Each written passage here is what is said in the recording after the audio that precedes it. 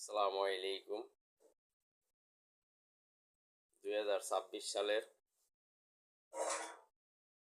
বর্তমানে যে সংসদ অধিবেশন চলছে, এই অধিবেশনে 2026 সালের জুন মাসে বাজেটের উপরে করা হবে বিভিন্ন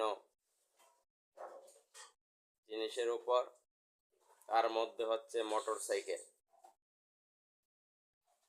বাংলাদেশে 50 থেকে 60 লক্ষ মোটরসাইকেল চালক রয়েছেন, ব্যবহারকারী রয়েছেন। এই মোটরসাইকেল যারা ব্যবহার করেন তারা তাদের সময় অপচয় করা থেকে বাঁচার জন্য কেউ রাইড শেয়ারিং করেন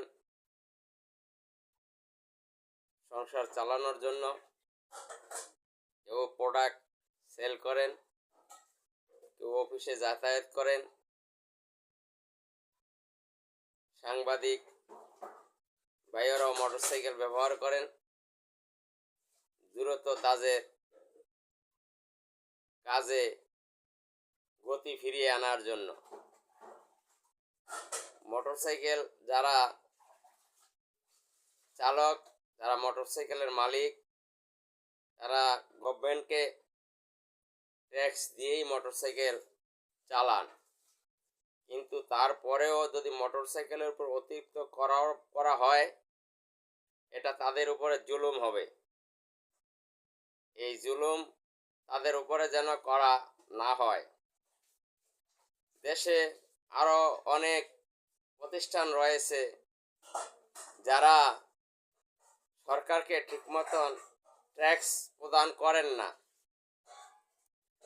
দেশের অনেক নামি দামি খ্যাতিসম্পন্ন কোম্পানিগুলো তারা সরকারকে হাজার হাজার কোটি টাকা ট্যাক্স ফাঁকি দেয়। তাদেরকে ধরেন, তাদেরকে পরিপূর্ণ ট্যাক্সের আওতায় আনেন। মোটরসাইকেলগুলো হচ্ছে ক্ষুদ্র জিনিস, আর সাধারণ মানুষের উপরে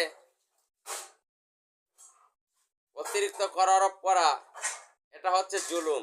আমি সরকারকে বলবো, তাদের উপরে জুলুম করবেন না, তাদের উপরে অতিরিক্ত কর আরোপ করবেন না। মোটরসাইকেলের উপর